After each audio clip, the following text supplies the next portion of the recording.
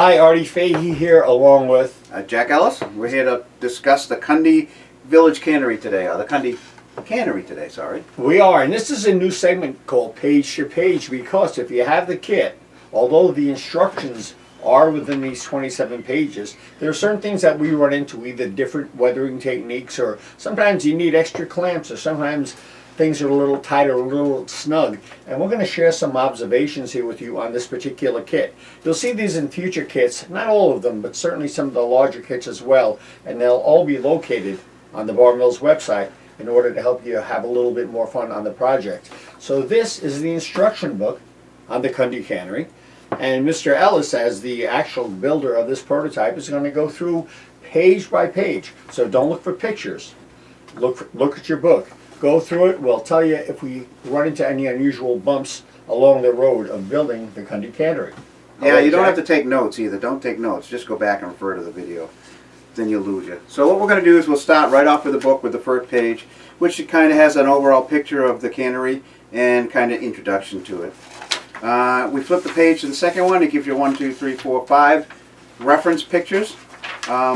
This is the prototype.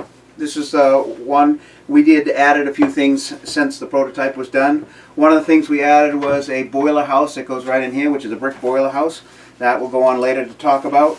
And the other thing is that the kit does have a chimney on the roof that doesn't show in the prototype, in the drawings. In the drawings. But it comes with the kit, and you can put it wherever you'd like. So that's up to you. You can move it around, move it like anywhere. So these are little things that we've just kind of picked up on and thought you might like to know about. Yep. The next page is basically an overview of the backside. Basically, it's the backside of the building, non-dock side of the building. It's just an overview. It shows it. One of the things I'm going to go through here is the big smokestack. We didn't like the height of it, so we cut it down a little bit. But that's up to you. If you like the full height, you can use it the full height, or you can cut it down. The other thing is we put in this kit all our lamp heads, our little gooseneck lamp heads.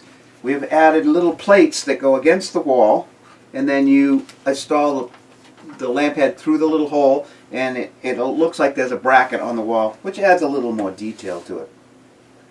The last thing I'm going to do on this page is that we're talking about a lot of these small, fragile little detail parts, and you might want to wait to put these parts on till later on, because if you're handling the kit at all, to paint it, install windows, things like that, these things are going to get broken off, and you might want to wait a little bit until you put those on.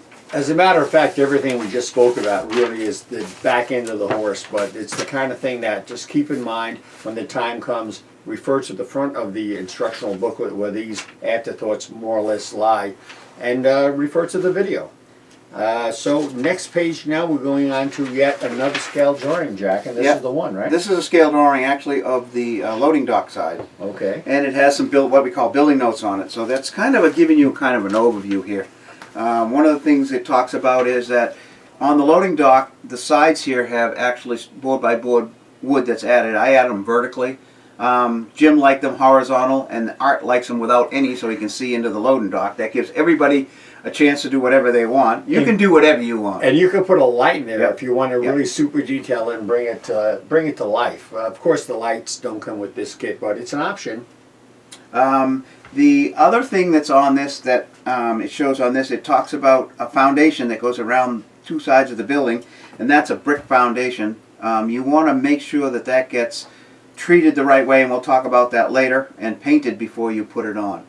There's one other thing that we found in the prototype that we didn't include in the kit, and that's a set of stairs that come down off the loading dock. And that's optional whether you want to do that or not.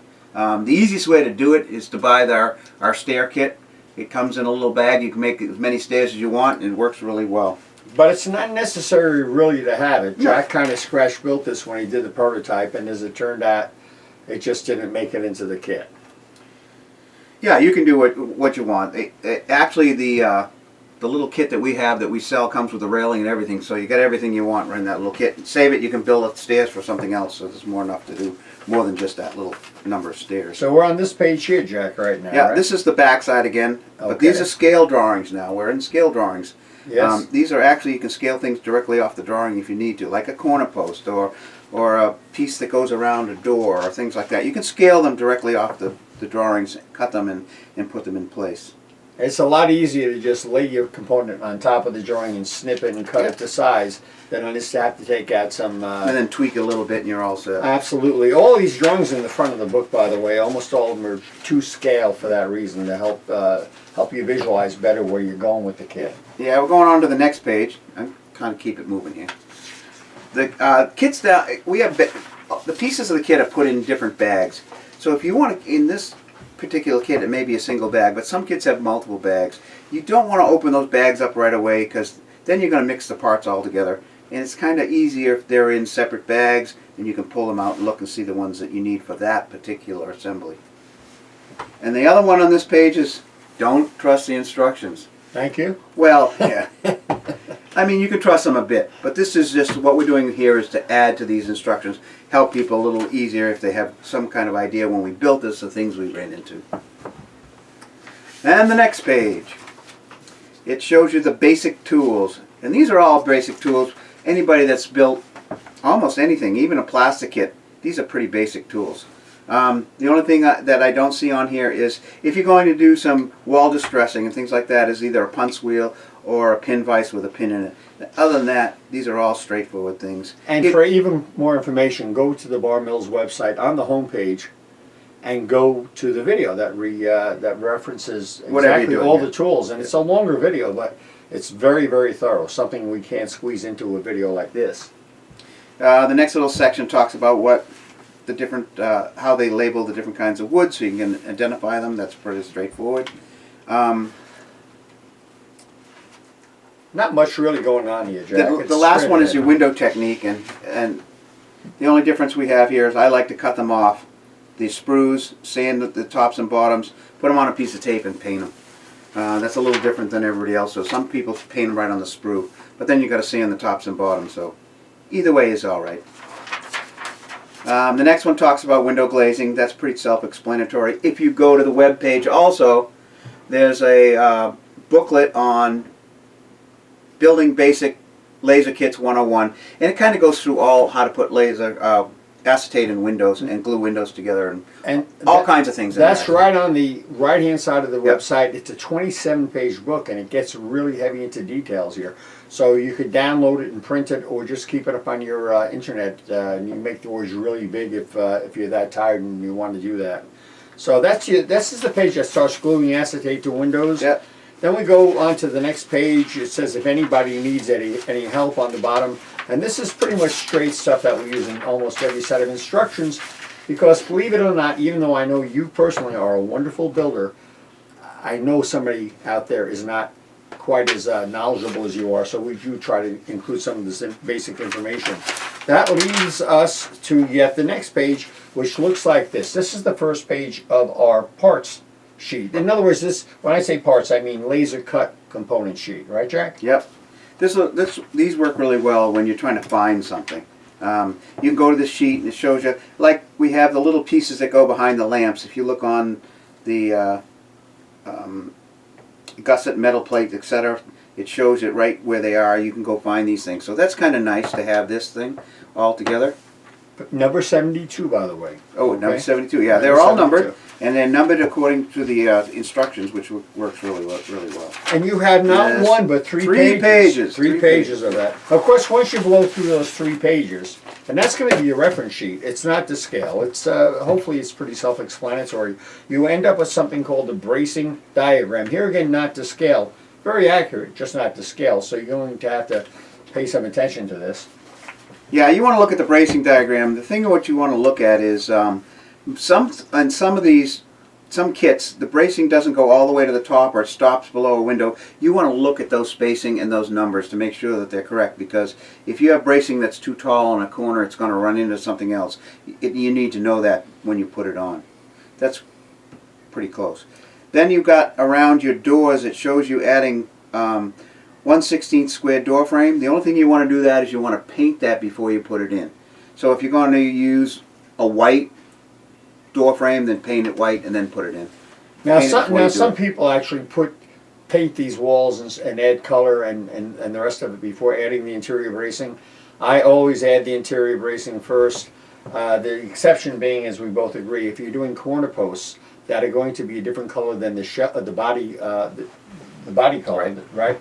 You'll add that later on because you want to get nice, crisp, clean, painted lines between the corner posts and the body. Oh, it's much easier. Absolutely. So some of this is stuff you've been through 1,000 times, and you're going to have to make your own decisions as far as exactly the procedural steps to this, especially on this piece because the lower piece, mark number 5, is actually made of task board, and it's an etched brick piece, and that obviously has to be kept apart from the walls during painting because you don't want everything being the same color. Right. So if you look on this bracing diagram, it shows you that the bottom of the 2 long walls, it shows you a piece number 5, which is actually a laser cut brick piece on task board. We have a video on how to do the task board, how to paint it, how to do everything. The only thing we recommend is that you use a 50-50, which is water and white glue as a solution. You're going to paint it over the whole thing, which just stiffens up the bricks and keeps it from separating. It has a problem if you handle it too much, it will separate. That video, by the way, will be on the same page as this video. It'll be up there someplace. So if you're not familiar with how to use this brick method, it is new and it is ours, and it does require a little bit of extra effort. Not much, but we suggest highly that you look at the video on bricks up there, okay? Yep. And the next one talks about actually test fitting your windows and your doors to make sure they all fit in the holes. Sometimes you need a little tweaking, a little sanding here, but most of the time they fit pretty good.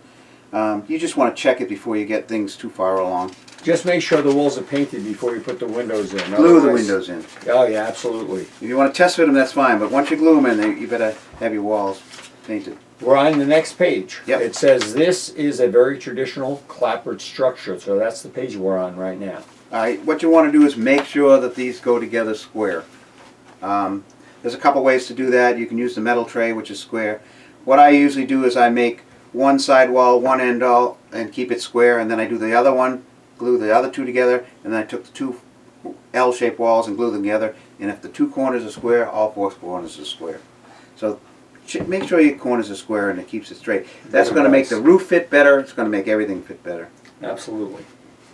They talk about adding some pieces on the backside door, a small loading dock, and a piece of trim under the door. That's pretty straightforward. Well, it says number 75. Yes. Make sure you pre-stain or pre-paint those before you glue them in. The other thing is the eave trim, which is an interesting way to do this because it's a flat eave. It doesn't have rafter tails. You want to make sure, you want to check the fit of the long piece, which is 19, that it fits in the slots and around the ends of the building, and that it's flush with the top of the wall. And if you have to adjust that a little bit with maybe a nail file or an emery board is good, you want to make sure you don't put too much pressure on it because it is wood and it's granular, has grain, and it will break. So be careful of the end pieces. The end pieces, the little end pieces. Oh, those L's really, the grain's going 2 ways. They're very subject to breakage, so you want to be careful with that. So we're up to the dock assembly page. Now remember, we don't necessarily tell you to put the dock on before finishing the body of the building. We're hopping around here a little bit. But it's a small sub-assembly. It's a small sub-assembly that you could work on while the major part of the building is drying. Yep. So that's we kind of skip around like that. On the dock assembly, quick couple of things is that you're going to put the 2x8 decking down. You want to pre-stain that and try to make it not completely uniform stained. The boards aren't all the same, so a little more here, a little more there. The other one I found out is the brick footers that are underneath. Sometimes they fit really, really good. Sometimes they need to be filed a little top and bottom to fit in there just right. Deck canopy is pretty straightforward. If you go on the Laser Cut 101 booklet that's there, it'll tell you how to do the metal roof and how to weather it and do all the other stuff. Make sure you paint the underside of this before you glue it to the building, because once it's glued to the building, it's really hard to paint underneath the bottom. Absolutely. And then this next one just shows you how to apply them to the building. And then we added a little something a little different in these. We put the guide wires that hold up the wall, the canopy. And the wire goes through the wall through a little star that's cut out of laser board, which is actually the back. It's like a washer to give the bolts that go through that give it more stability, and it makes it look really kind of cool. And one final detail that's not included with the kit and will cost you about a third of the penny to do, but you got to have it on your own. Yeah, take a look up the support wires that are there. What you want to look for is a little piece of wire insulation. That's the piece that's outside of electrical wire, and that will fit right over the piece of wire. It'll slide right up the wire. Yeah, slide. You want to cut a little piece of, I don't know, about 1/8 of an inch long, slide it up, glue it in the middle, and paint it on. It looks like the turnbuckles in there. It adds one more little piece of detail. Next, on to the door assemblies. Keep in mind that a lot of the sub-assemblies we like to work on while the main part of the structure is drying. It gives us a chance to reassess it and look it over before adding all of these other assemblies to it. So this is how it works. So even though this may not be exactly what you'd call building sequence, this is something to do while we're waiting for everything else to get done drying and the rest of it, rather than waste time. Yeah, we're going to look at the door assembly really quick. The only thing I see here is if you want a two-tone door, in other words, if the main part of the door wants to be red and then you want the pieces of nail that are nailed on the top of that trim a different color, you want to paint that before you put the door together. So if the door is red and the trim is white, then you paint the basic door red and then the trim pieces are painted white. You put them together, and it's really easy. You And most of them are self-stick when it comes to these components too, so it's very easy. Yep. Your acetate goes in on the back side. Most of the time I'll glue the acetate on with tacky glue. It works pretty good. Right. Door and window installation is pretty straightforward. The window goes in, just fits in tight. We have plastic windows. We have laser cut doors. So if you go on that Laser Kit 101, it'll tell you how to paint the windows the way you want to paint them. There's a couple different ways to paint them, how to weather them. So you can go in and look at that and see which way you'd like to do it. We're going to skip ahead now to the next page. It starts on the paragraph on the primary roofing panel, and we're going to get into some of that right now. Yeah, we're talking about the roof. Goes on as one piece. You just bend and fold it, and then you bend the little, there's two little like tabs that hold up the cupola. So when you sit the cupola down, it'll sit right on those bent tabs on the roof. That's real simple, straightforward. It's very gives snug, it support. by the way. Yeah, it gives it is snug. Yeah, it is tight. You may have to sand a little bit on your roof, but you want to sand your roof away and not your cupola. The next thing you're going to do is it comes with slate shingles.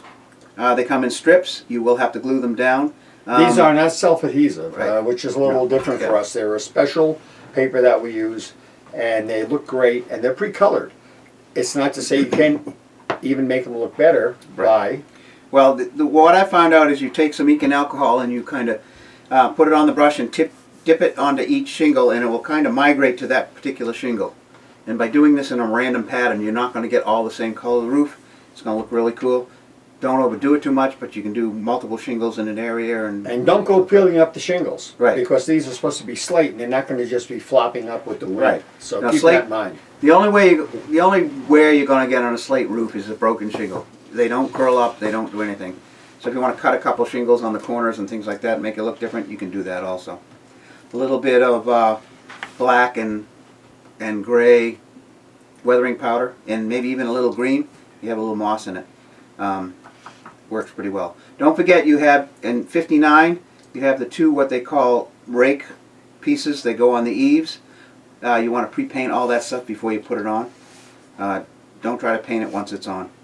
The next little section is the cupola assembly. The only thing you want to make sure of the cupola assembly that you pre-paint everything before you put it together. It's just two smaller pieces. Same thing with the side shed.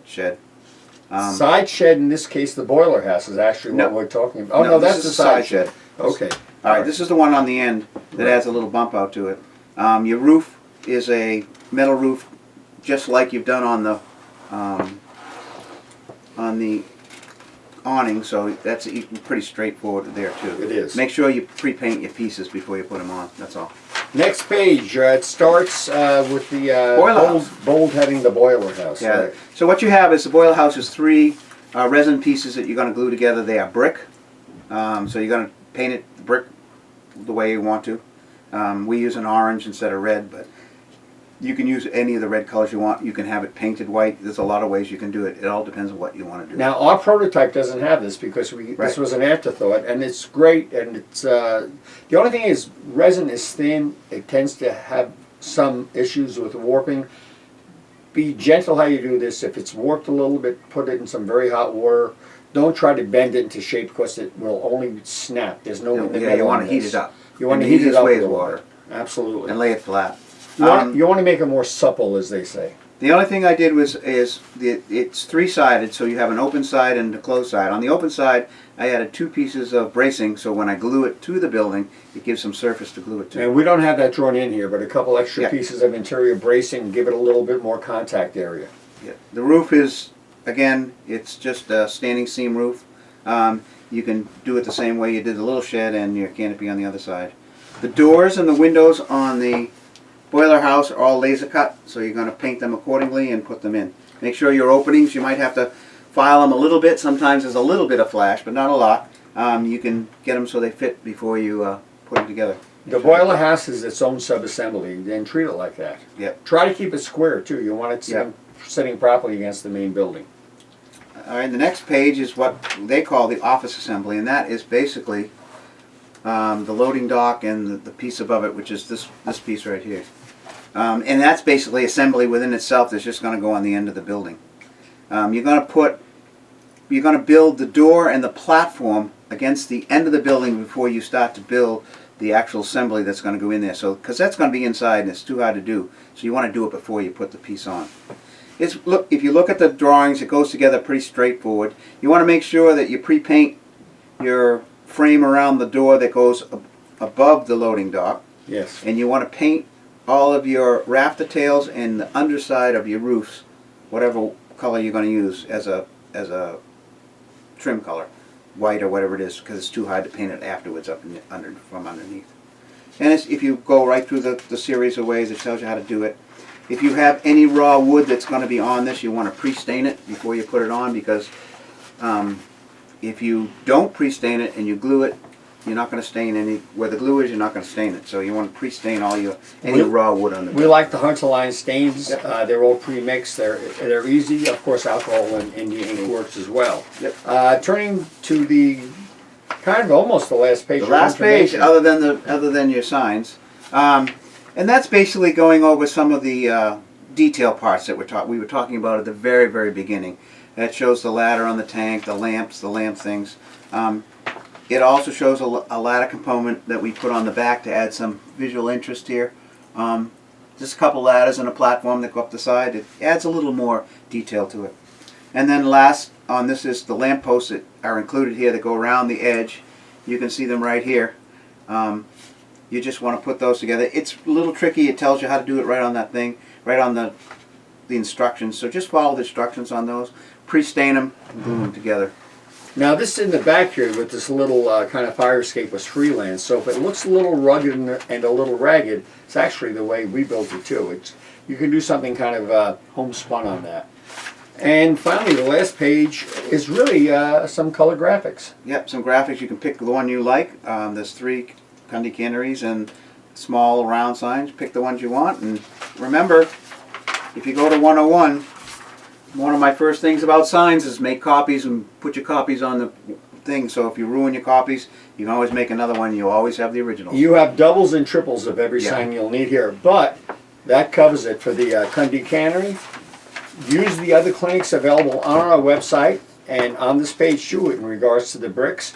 On the home page is in regards to the general information on Craftsman Kits 101. And then through some of our other videos, we shall touch upon other aspects, including tools and so on. So for Bar Mills, I'm Artie Fahey and Jack Ellis. and thanks for visiting.